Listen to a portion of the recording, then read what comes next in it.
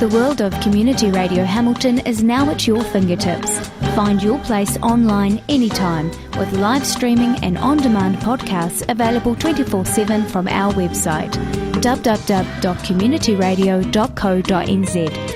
Download your favourite Access radio shows to your MP3 player and listen when and where you want with Community Radio Hamilton. You're locked in to the You Be the Judge radio show with your host, Rainbow Wiri, exploring alternative news and exotic topics. The Internet is one of the United States' most robust and growing industries. It enables free and open communication among billions, and it's been the backbone for protests around the world. But a new bill proposes we give the power to censor the Internet to the entertainment industry. It's called Protect IP, and here's how it works.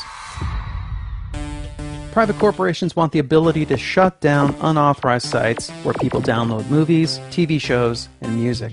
Since most of these sites are outside U.S. jurisdiction, Protect IP uses a couple different tactics within American borders.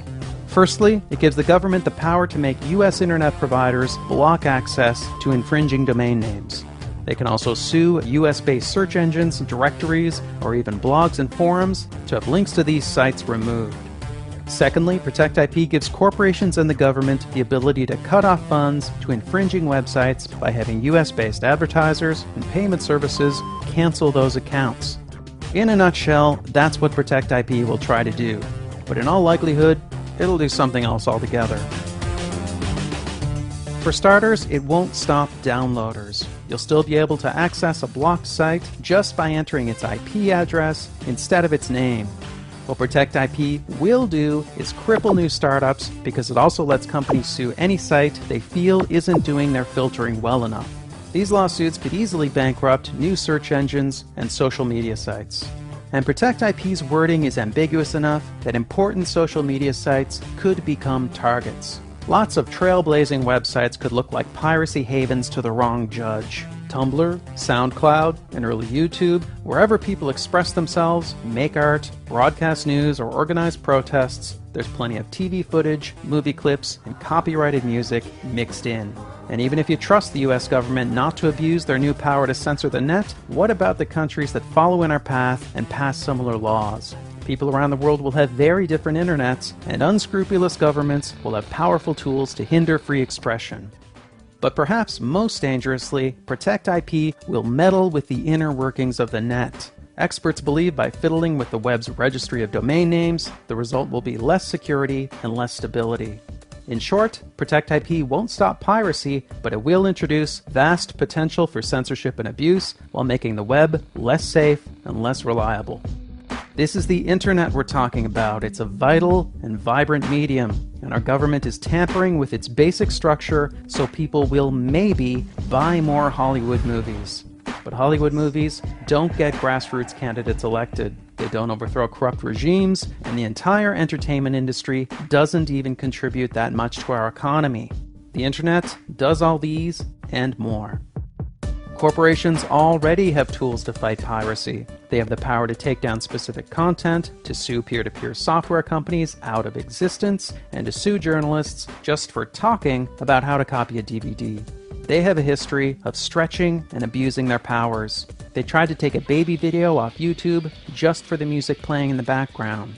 They've used legal penalties written for large-scale commercial piracy to go after families and children. They even sued to ban the VCR and the first MP3 players. So the question is, how far will they take all this? The answer at this point is obvious. As far as we'll let them. Since we made this video, Protect IP has gotten much worse and is set up for quick passage. Now, the government and corporations could block any site, foreign or domestic, just for one infringing link. Sites like YouTube, Twitter, and Facebook would have to censor their users or get shut down, since they become liable for everything users post. And ordinary users could go to jail for 5 years for posting any copyrighted work, even just singing a pop song.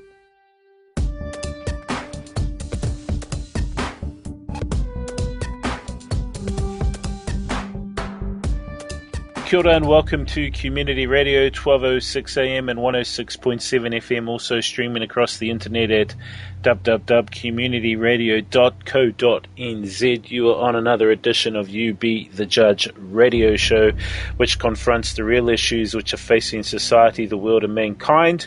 We also investigate alternative topics and exotic knowledge and expose the real underlying issues that affect us all in some shape or form that the fail stream media seem to black out, deny, manipulate. We also look at possible solutions to take us past our current matrix of slavery. You are with your host, Rainbow Wiri, and we are coming to you live via Skype this week.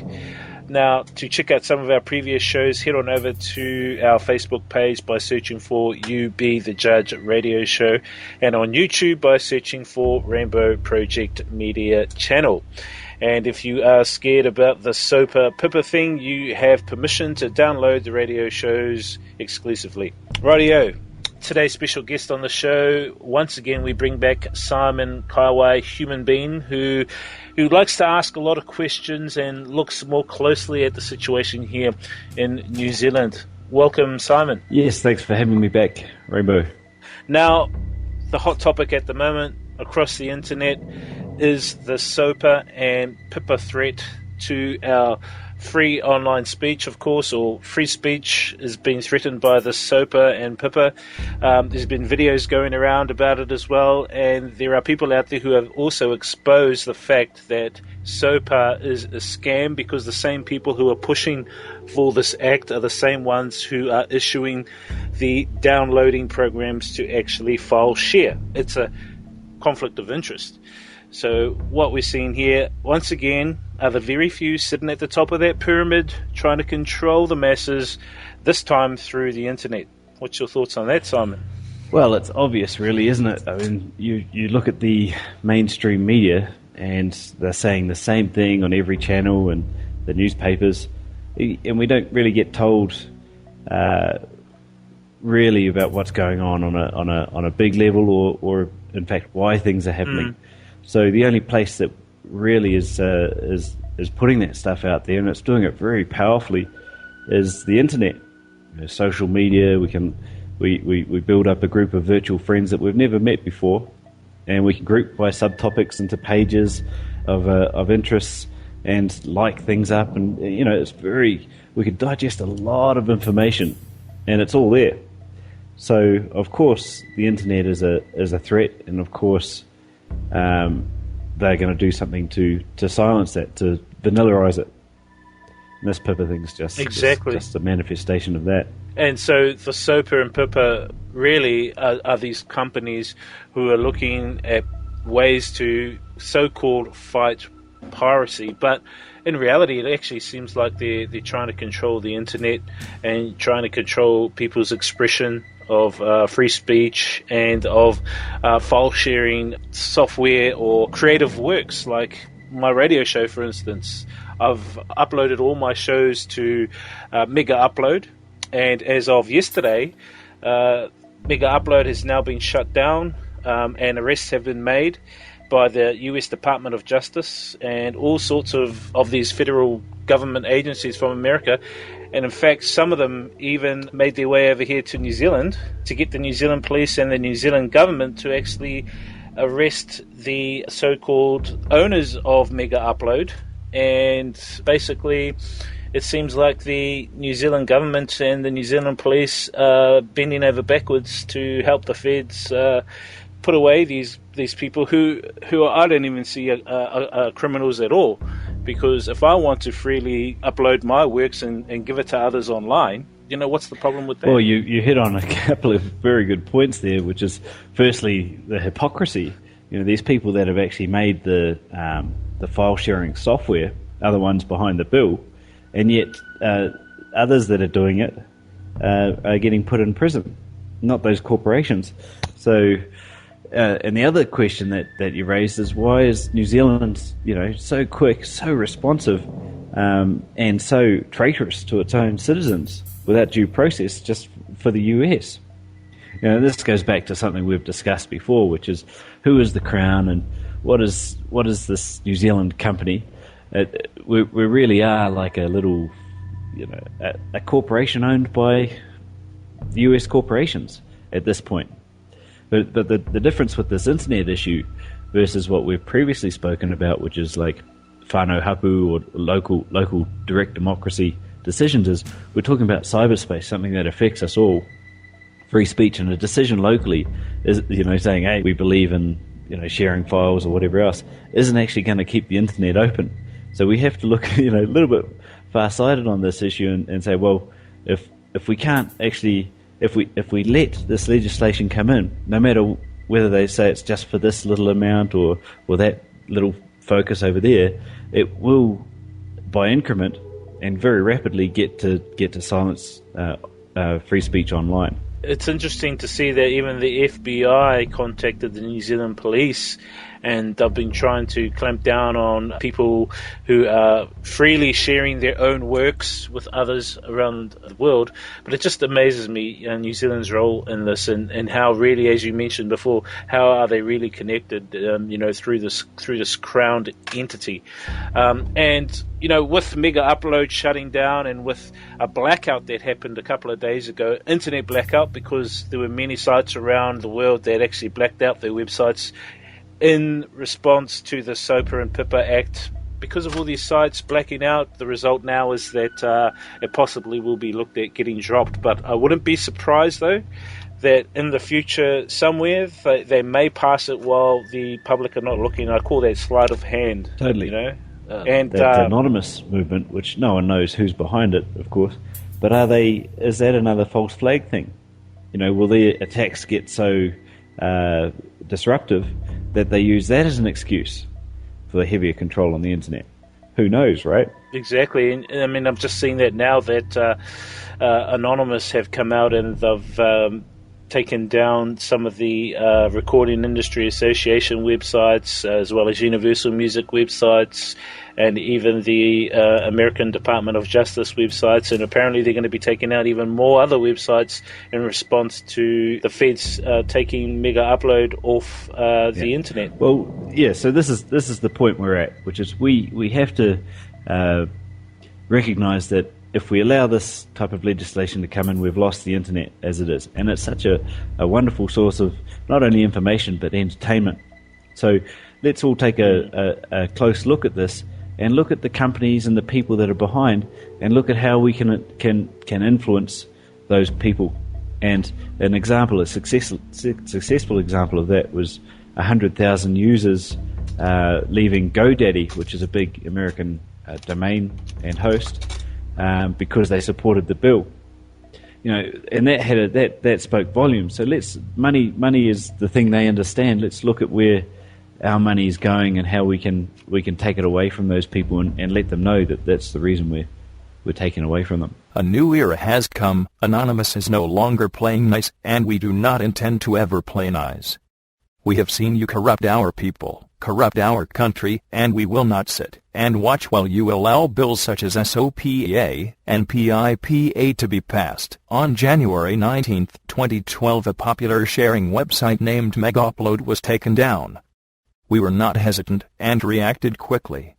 Remaining to our word, we took down their main sources. MIAA and FBI are down. Our power is too strong, and soon they will have to listen to the people. This is a time of action. We as a nation must come together and fight the tyrants. Do not sit and watch. Do not sit and cheer. Use your powers. Artists, be creative. Singers, be lyrical. Writers, spread our word. We will not be in #. We are anonymous. We are legion. We do not forgive. We do not forget. Get the word on your region with the Waikato Times. So the Saturday edition includes a full Community Radio Hamilton program listing for the coming week, featuring more than 100 programs by, for and about our community. Plus, catch up on the latest local, national and international news in the Waikato Times. As Waikato as it gets. All I can say, though, is people there are petitions online against the SOPA and PIPA thing because it's going to affect everybody. People think that it's just going to affect those in America, but it's also going to affect everyone right around the whole world. So if people make a stand to it, which they have been, then I think as a global consciousness, this is where we all come in as a collective. We can create changes. And it can only be done as a collective, which is happening right now. Let's hope it grows. I mean, I want to share a couple of insights I've had to how it will feel if it goes through, because as you know, I've posted a few videos on YouTube under the username Koha Cooperative. I've had 4 different videos refused, 4 censored, and so you don't get any. Wow.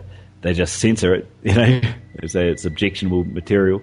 I posted another one, and they said it was they age restricted it straight away, and there's some terrible stuff on the internet, but they age restricted this, which is just footage of what those police guys were doing, and then 3 days later they rejected it based on Contact Energy's copyright claim. Here's the question: how does YouTube, which is a massive corporation in the US, within 3 days, supposedly a little New Zealand or Australian company can, without any due process or oversight, shut a video down on their website? Exactly. And so this bill, and it's already happening on these main websites that they really control, but it's gonna affect every website. So you can't even go to the alternative ones. There'll be no more. They'll just say it's a breach of copyright. Where you can use a corporate's logo, it's just like taking the picture of someone on the street, and putting that, and that happens to be in the video. That's using a corporation's logo is like their face. It's fair use. They've actually targeted a 6-year-old girl for using the face of Mickey Mouse on her birthday cake. Yeah. And so, and another experience that I had was just today. We were doing a hui for Shinta, which is Sovereign Hapu of Nutareni Association, which we might talk about a little bit later. Anyway, it was a mix of people meeting on the ground and a live streaming event where people could tune in over the internet. And I was going to be actually speaking there via the internet. Anyway, 2 hours before the event started, my internet connection started to behave really strangely. Like I could watch a video on YouTube, but I couldn't connect to Facebook. My SMTP POP, email client wasn't connecting, which I never had that problem. And while I was still able to go to some other sites, like I had a partial block on stuff, and my Skype wouldn't work. Actually, quite recently, this week, in fact, I've been trying to access various websites, alternative websites that I go, and it seems to be really, really slow. But some of the mainstream websites I go to, it's there in an There's instant. definitely stuff that's going on with that. And I'm not saying it was a conspiracy directly for that meeting, not by any means. But I'm saying I know what it feels like, and it made me feel very isolated. It gave me an insight into if they could just shut your computer off from the internet, like there goes your whole virtual community, contact with all those people that you had. Certainly your means to communicate rapidly. What I have heard from some of my hacktivist mates is that some people's connections are routed through other servers. So there could be agents of the Matrix who want to tap into the information you're trying to source, and you get routed into their servers. This is past the ISP stage, of course, and so you're routed into some of their servers where they actually view what information you're funneling through the network, and it's just really that sort of behavior that's going on.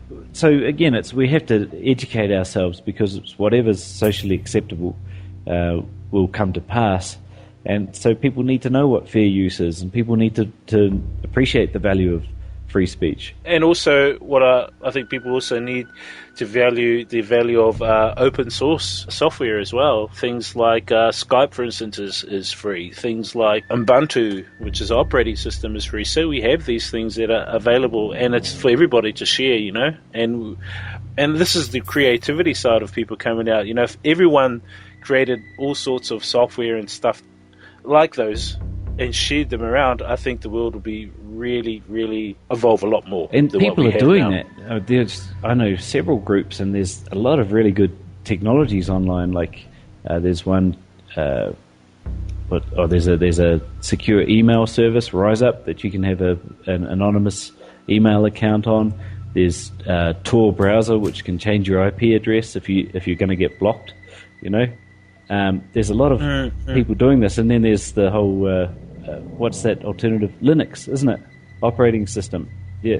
Linux. Yep. But where they've got us Linux, yeah. by taking the actual infrastructure, the telecommunications infrastructure, that's where they've got us. And I think until we can actually get that infrastructure back, and who's to say we can? Because they can get you at the ISP level as well, disconnect you there as well. What I'm also finding out about the SOPA and PIPA thing also is that there are apps that have come out now. So if you have a smartphone, you can download an app, and with that app, you can actually use your smartphone to scan products in a supermarket or in a shop.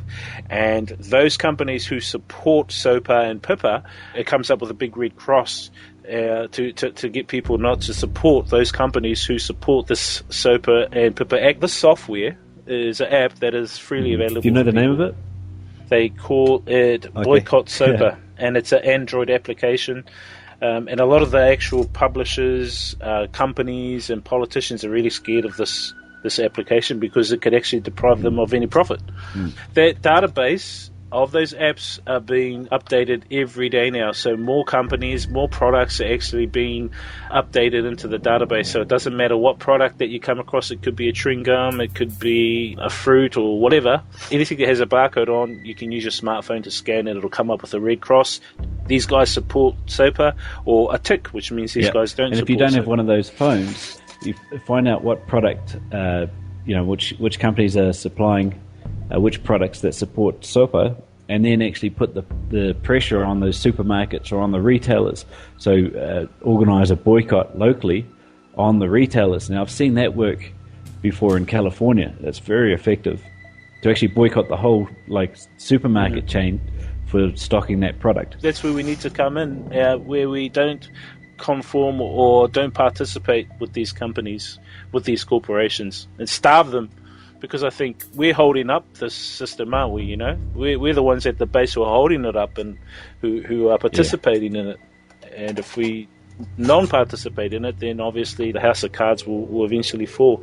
You've also got some information there, and you want to talk a little bit more about the New Zealand situation and maybe some evaluation of solutions that you have. Yes, and that was a good lead-in, actually. I mean, you're talking about not participating with these corporations. There's a lot of evidence, in fact, there's irrefutable evidence that New Zealand was started as a private corporation, and it is. And the Crown is another private corporation. And so when we register to the Crown elections in New Zealand, we're actually participating with those corporations. As you said, we should just get off that and look to real solutions, or building actually taking the pen back and shaping our society the way we want to shape it. And we'll never have the pen in New Zealand when we register to an election that we don't write the rules for. For instance, New Zealand is the worst country that I know, the worst democracy that I know in terms of its rules for allowing foreigners to vote in it. Now, in year 2000, 25% of our population were foreign born. That's year 2000, and the floodgates have been open since then.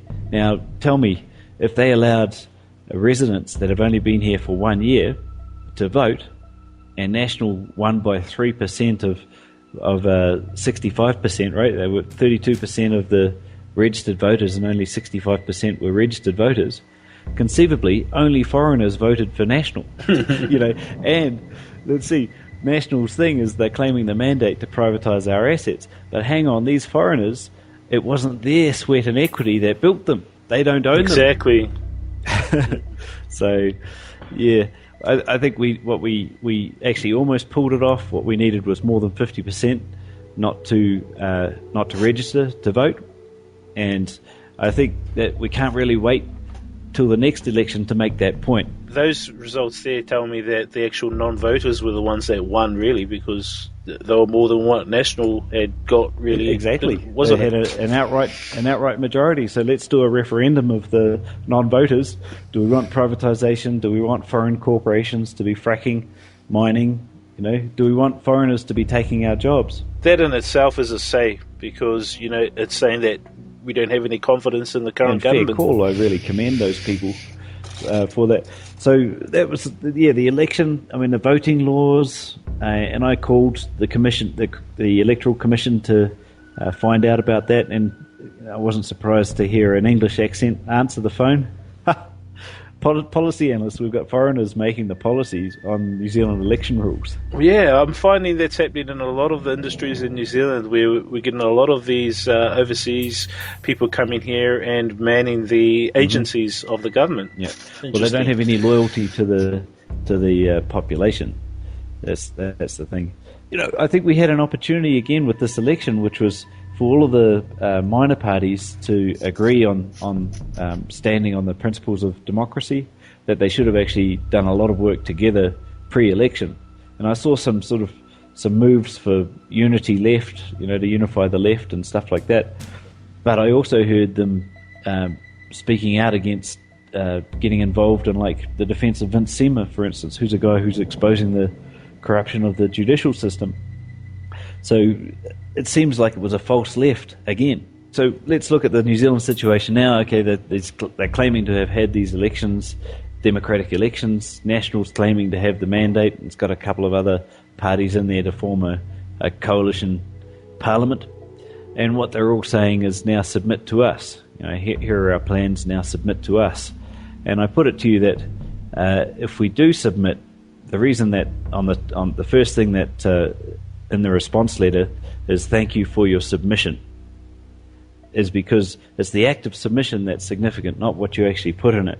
When you submit, you agree to accept that decision. So I plead with the people that are well-meaning and are concerned about some of these things, that stop submitting and actually look for something else that's going to be a little bit more effective. Unionisation has always been it's been very strong with intertwined with popular governments coming in, as the unionisation of workers and people. And I see that that's been eroded so strongly in New Zealand, not only through the decimation of our industrial capacity through free trade agreements and whatever else, buying from offshore, but also by direct legislation to really take our unions out.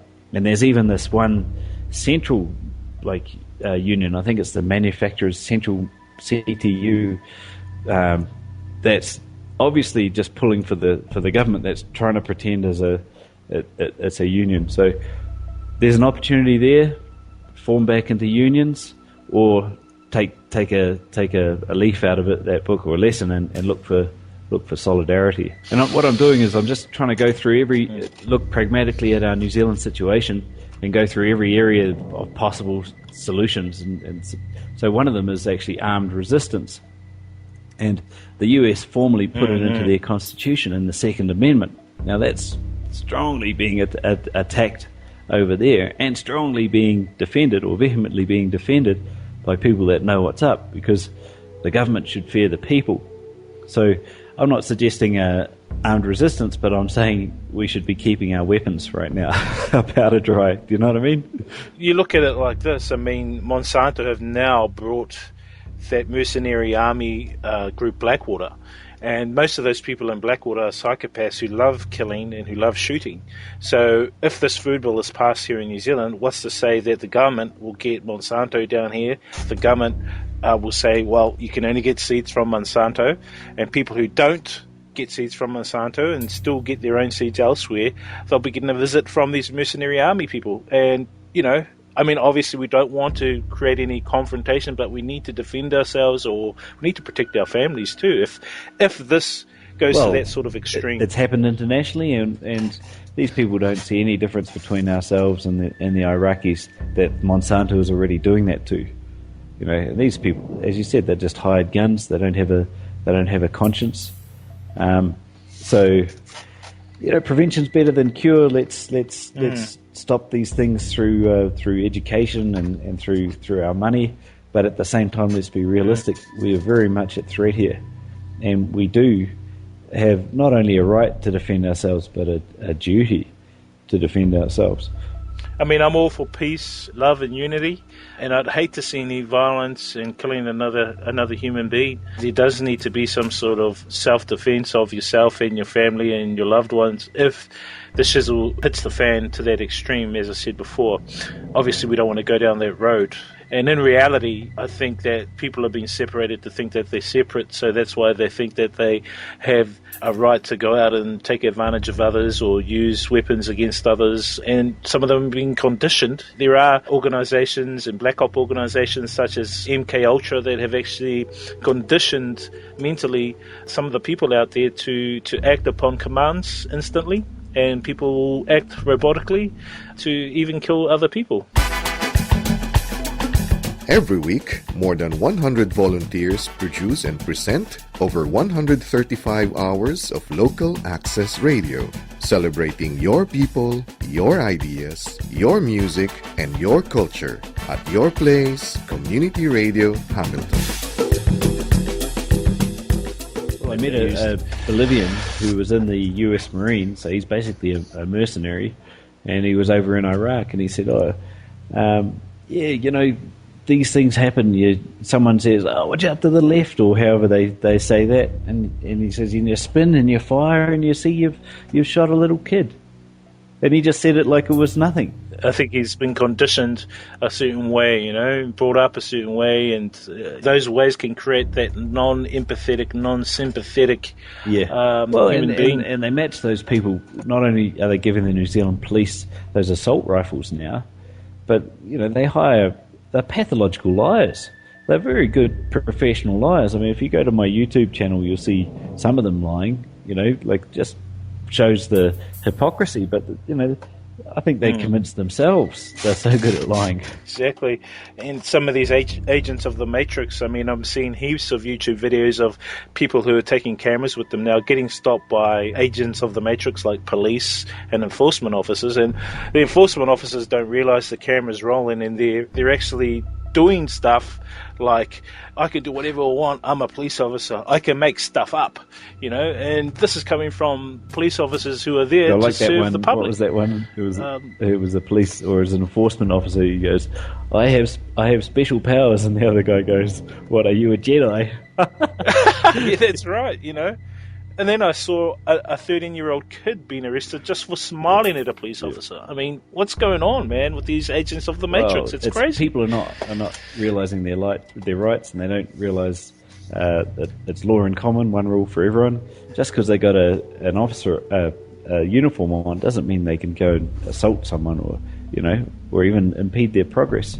A crime has to be committed. I think it's a mind control thing as well, where they've been controlled through the mind, that as soon as they put on that jacket or that uniform, the ego of the mind takes over.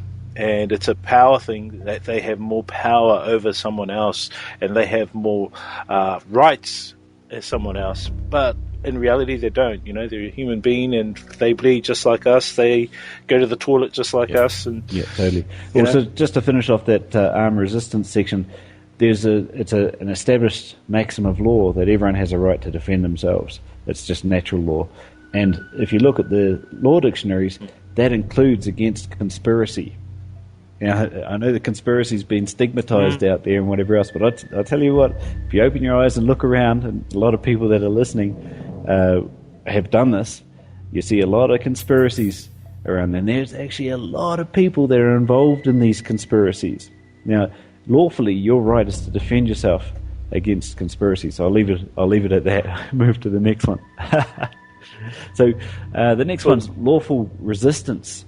The free man movement really does described as doing that. And looking at the Magna Carta and these judges, or these people that are impersonating judges in our courts, they've not taken an oath of allegiance. They've not been appointed by the Queen. They're actually imposters. And if you ask them, where is your oath of office, and where is your writ of commission? You ask them 3 times, and they don't provide that to you. and you have witnesses there, you can strike them. You could strike them from the bench, and actually say, you should step down, sir. I think you should step down. I think you're impersonating a judge. They're more of a merchant or a business merchant or a captain of the ship, aren't they? And so there's some guys in the UK, the British Constitution Group, and there's a movement over there called Lawful Resistance. They've actually attempted to arrest one of these impersonators, and that's on YouTube too. So we can't allow our families to be ripped apart by these conspirators, and by these victimless crimes. So let's collaborate. Again, one of the reasons to keep the internet open is to share this information and show that it actually does work. It is true. I watched a couple of those videos from a guy called Raymond Sinclair, and he's involved with the Freeman movement over there, and he goes into courts and challenges the jurisdiction of the judges, and in fact he takes a group of people, maybe 1,000 people, they go in and arrest the judges, and and now the judges are running scared. They walk out of the courtroom, or they close the courtroom off for the day. So it's amazing what people power can do. Well, that's happening in a lot of places in New Zealand right now. A lot of places in New Zealand, the courtrooms are, as soon as someone knows what they're doing, they're closing the courtroom down. What they're doing is they're wasting the time of people that actually cotton on to this stuff, because they have a timeline. They have to work with public perception, so they're molding public perception. Now we're going to do this, now we're going to do that, and it's incrementally getting worse, or they say it's getting worse really fast, and that allows them to make it worse incrementally. But the people that could actually stand in their way and lead people to greater consciousness or to solutions, they whack charges on them, and they try and they just get them to waste their time either in prison or going to these court sessions. So we have to. I really support not playing that game. We know you're a fraud. We know that these courts are just private commercial entities. I'm not going to waste my time with you. And I know I can defend myself. And guess what? Our community knows it too. And now you extend that from beyond these impersonator judges to the others that are in community that are really breaking the law, common law, and the law of the land. They should be scared to do it. Why do people feel safe spraying toxic poisons on their crown title when it's poisoning the people around them, and they clearly don't want it? How can they turn a profit on that? Should not be able to. And lawfully you can abate a nuisance. You can go there, disable that equipment, as long as you don't turn something to profit. Doing it, you can abate the nuisance, stop that threat, stop that thing from happening. Yeah, lawfully you can. Lawfully. You don't need a court order for it. You're stopping harm from being caused. So another thing is monetarily, and we touched on this. We're technically insolvent. Our families have been bled dry, and they know it. We're really beholden to the interest rate and to inflation right now, but we still do have money, and we can still choose where it goes. So, spend less, grow a garden, and what you do spend, try and direct it to brands that are either local or, represent your values better. Yesterday, for an example, me and a friend, we wanted to go get something to eat, so we thought, let's go to the local bakery. And on the way to the bakery, we saw a Māori lady on the side of the road selling hangi, so we thought, Perfect. Let's support her. And so we supported her, we got her number, and, we're giving people her number and supporting her and others like her who are there in the community from a grassroots level, because that's where right. It starts from. And then, well done. So then we've got referendums. They're telling us that whenever the people answer actually pull a referendum together by, I think it's 10% of the voters, without only up to $50,000 spent, that's all fiction. Forget about that.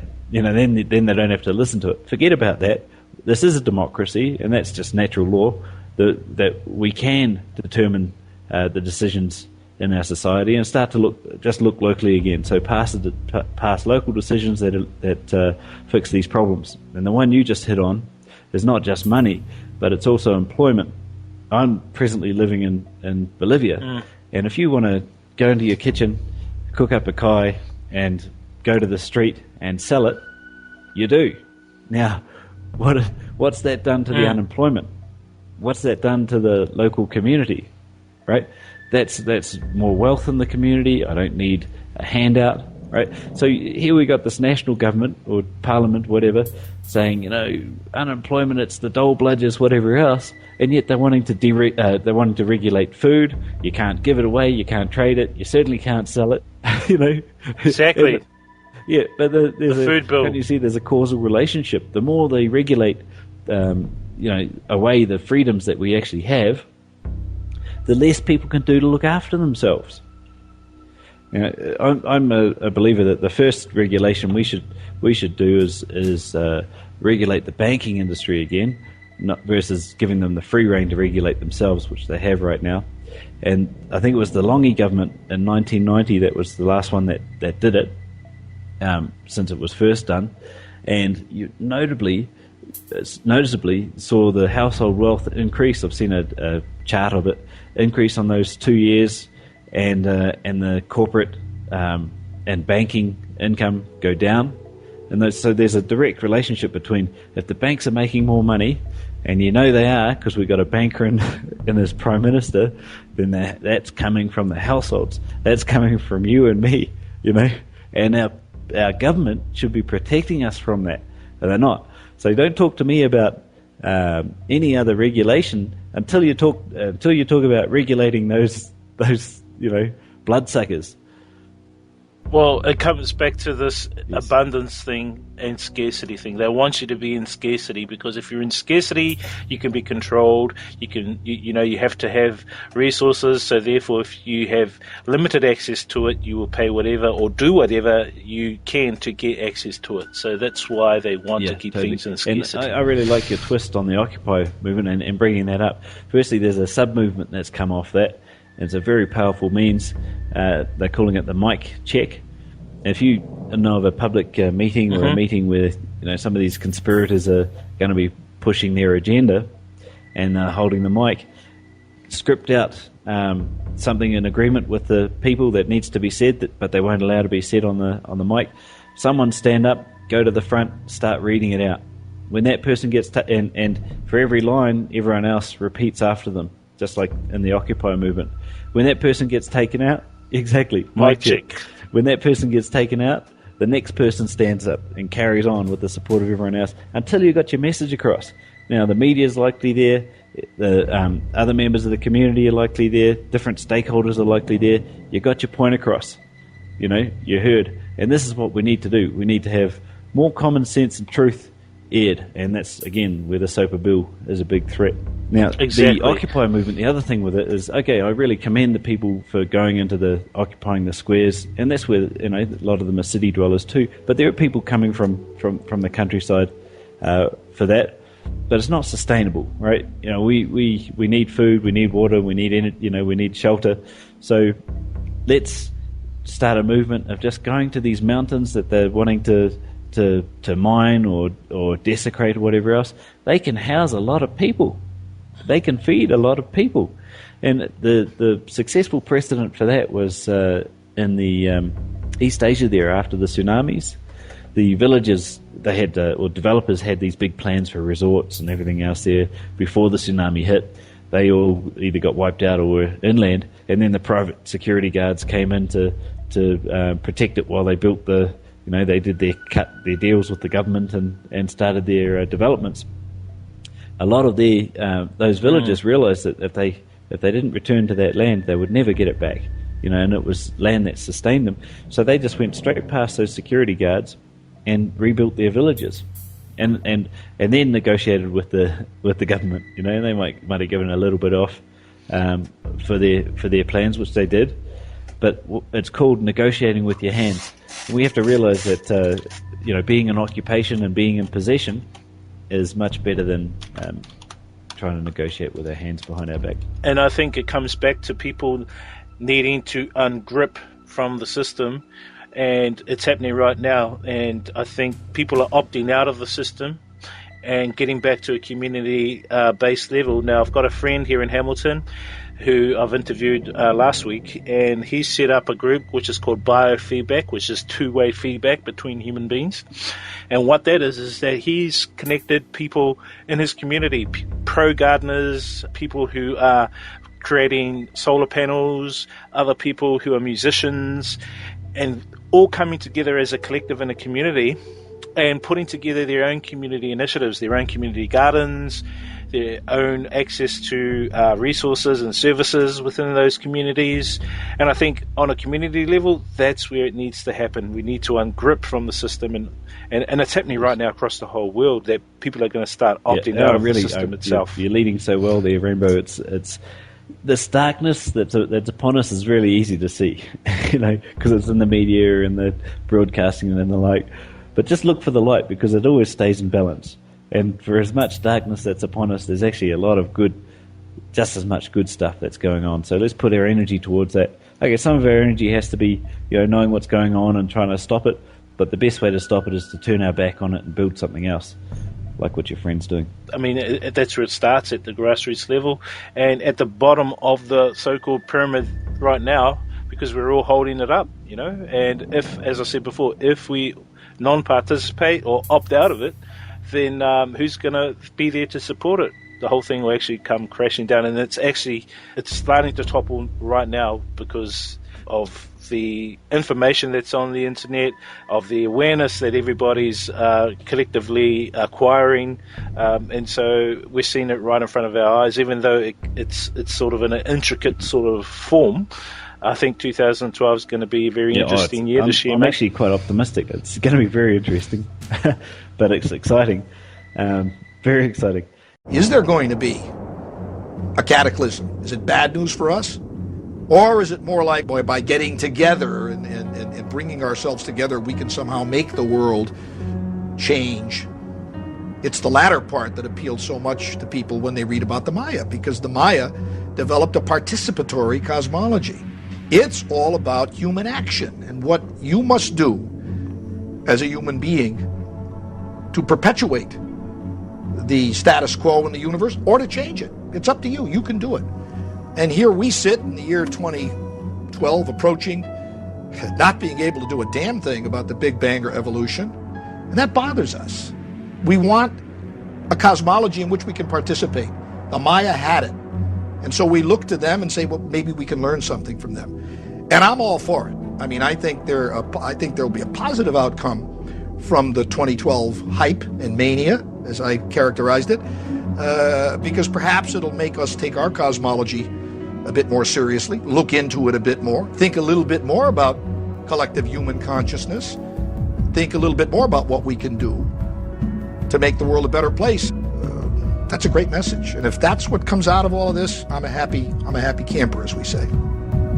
I think we have gone through and are going through the final stages of a very dark age, but I also see glimmers of hope everywhere I look. I see people who are no longer willing to have their thoughts and their consciousness patrolled and controlled by others, who seek direct spiritual contact, who recognize that the established monotheistic religions, whether Judaism, Christianity, and Islam, while they might have been instruments of liberation at some time in the past, are now primarily instruments of oppression and hold down and suppress the human spirit. And I see everywhere around me people reaching out to bypass that monolithic block of established religion and make their own contacts and own connections with the spirit realm. I do see a new birth of human consciousness underway, and when these things happen, they can sometimes happen very, very fast. So I do not rule out at all the possibility that all of us are going to be looking at the mystery and meaning of life in a very different way very soon. And that date, 21st of December 2012, sticks in my mind as one that is really worthy of consideration. G'day, this is Darren from Hamilton News, the community newspaper that's delivered to 46,500 households every Thursday, the last community paper before the weekend. Also proud to be the official sponsor of fundraising for the Cancer Society's Lions Lodge.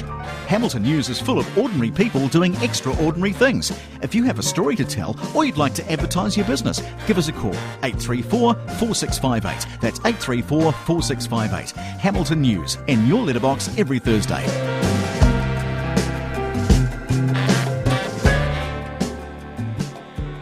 Some people were looking at legislation like the Bill of Rights, but the Bill of Rights is actually, it's not, all it is to communicate a subset of the rights that we already have. So it's not because of the Bill of Rights that we have any rights, by any means.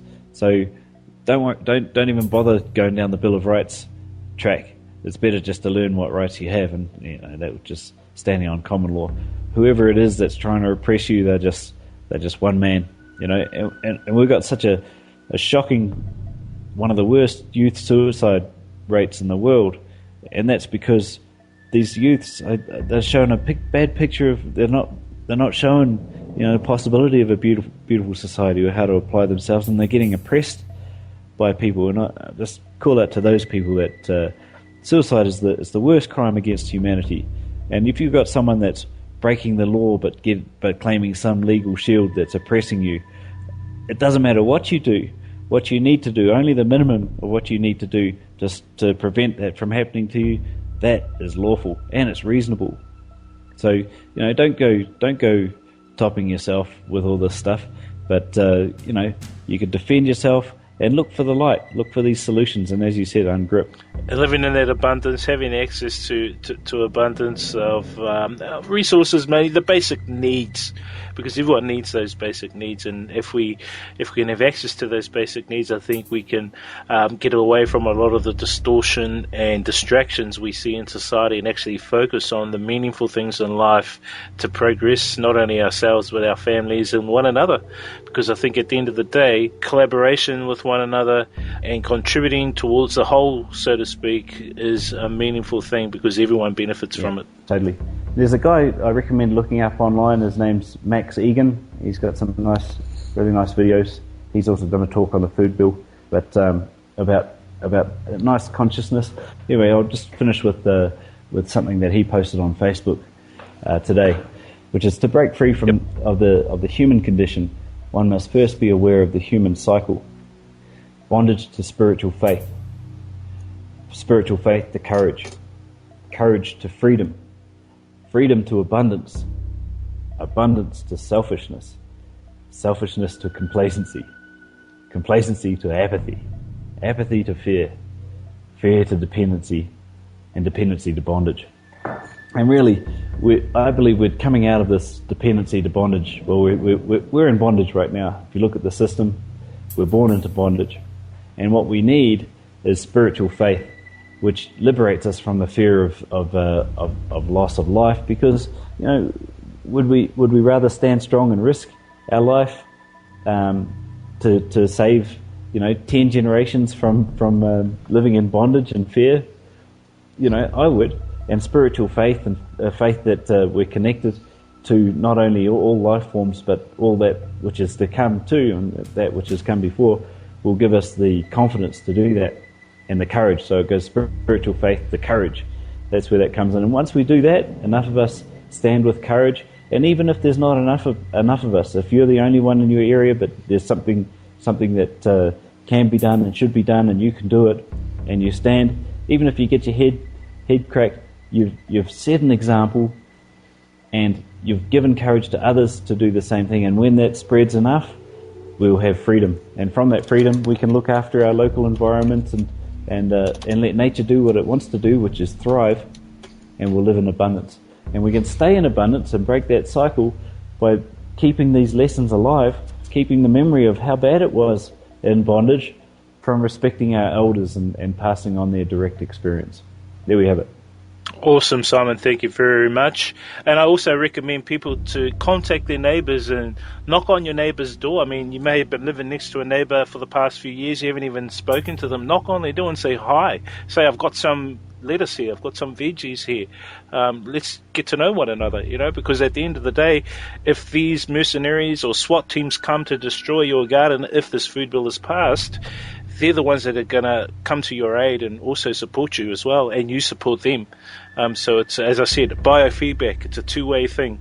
And doing that, contacting your neighbours in your community is also where it starts as well. So, Simon, what's your website and your YouTube channel? YouTube, once again? Koha Cooperative, and the website is shunta.info, SHNTA, Sovereign Hapu of New Tereni Association. So for all those people that actually believe in local self-governance and whānau hapu, this is just an association to help us get to be able to live freely with haputanga.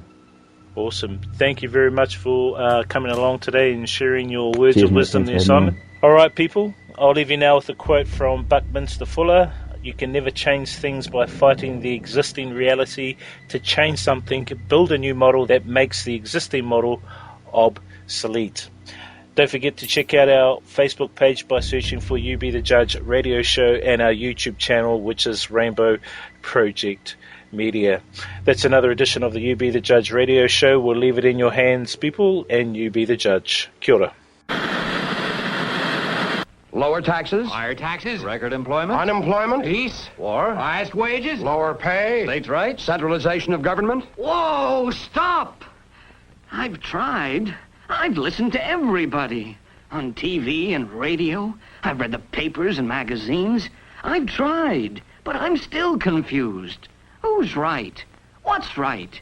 What should I believe? What are the facts? How can I tell? So the whole goal of an economy, of a society that runs very well, is to completely minimise this kind of inefficiency, this waiting around, this poverty, this presupposition that poor people should somehow be served less by society than the rich.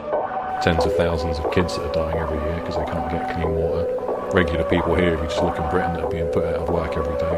Families that are hungry, children that are being abused, physically, emotionally, and just through neglect, and clinging on and holding some illusion over that life's okay, So it's pretty chaotic at the moment.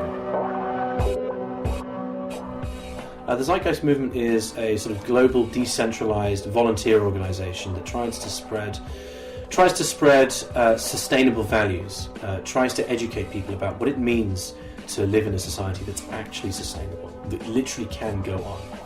At the moment we've got what people are starting to refer to as a multi-dimensional collapse. We're running out of a lot of different resources at the same time. Slowly we're running out of clean water, slowly our air is getting more polluted, slowly we're coming to the end of the hydrocarbon era. All of that is a product of the fact that we're at the moment unable to solve the problem unless it makes money. And there is no money to be made in being sustainable. If you just look for a moment at what the word economy means, it's about economising, isn't it? It's about doing things sensibly. It's about how we manage our resources. And at the moment we have this middleman, which is money, and that's the go-between that we use to manage our resources. A resource-based economy is about getting rid of that sort of corrupt, money middleman, and going directly to the resources and managing those intelligently but sustainably as well.